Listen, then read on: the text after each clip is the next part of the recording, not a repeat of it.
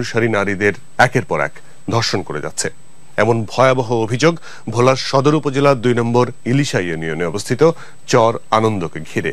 গেল ২ বছরে ধর্ষণের সংখ্যা ১ থেকে ১৫০ বলে জানা গেছে। এই মার সামনে, বোনের সামনে, বাবার সামনে ৭-৮ জন মানুষ মিলে হেরা ইজ্জত নেওয়ার জন্য খুব চেষ্টা করে ইজ্জত নিছে।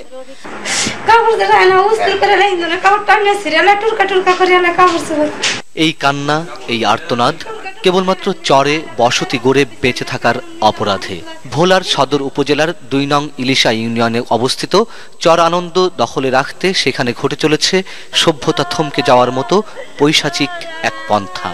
এক বাহিনী আরেক বাহিনীর সমর্থক অনুসারী সাধারণ পরিবারগুলোর নারীদের করে যাচ্ছে ধর্ষণ, এমন অভিযোগ অসংখ্য। টিন কাটটা তারপর ঘরে ঢুকিয়া আমগো এই প্রথম যায় আগে মুখ সুইবা ধরতো, আর নাইলে রান্দা গলার ধরে রাখতো। অনেক ভাবে হাতে ধরছি, পায়ে ধরছি, না এরা কি আর মানে। নরপিশাচ ধর্ষকদের কাছে কিশোরী, যুবতী, বৃদ্ধা কোনো বাদবিচার নেই। রেহাই পাননি ৩ মাসের অন্তঃসত্ত্বা নারীও। ৩ মাস অনুযোগ আমার বউ, আমার বউটার অত্যাচার করছে আর আমারই করছে এক রাত্রি। কি ঘরে যুবক মেয়ে না মা না বোন ওরা কিচ্ছু চাই না।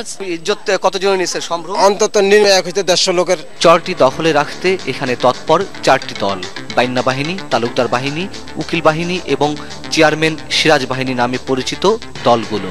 এর মধ্যে বাইন্যা বাহিনী এগিয়ে রয়েছে ধর্ষণ পারঙ্গমে। পণ্ডকপুরের লোক, তারপরে রাজাপুরের লোক, এরা ৩ পার্টি একসাথে করে আমাদের অত্যাচার করছে। রফিক, বাদশা, আবুল বাসার, তারপরে সিরাজ, আজি, হরাজি। একই ধরনের অভিযোগ ২ নং ইলিশা ইউনিয়নের চেয়ারম্যান সিরাজ বাহিনীর বিরুদ্ধে। মহিলা নির্যাতন করছে, এক ঘরে ৩ বোনেরা করছে, সব চেয়ারম্যানের গ্রুপ, সিরাজ চেয়ারম্যান। নিজের মেয়ের উপর নির্যাতনের কথা মনে করতেই অনেকটা নির্বাক হয়ে ওঠেন ৮০ বছরের বৃদ্ধ আব্দুল মালেক। আমার উপরে অনেক অত্যাচার হয়েছে, এটা কইতারু আমারে মারছে, কত রকমের অত্যাচার আমারে করছে।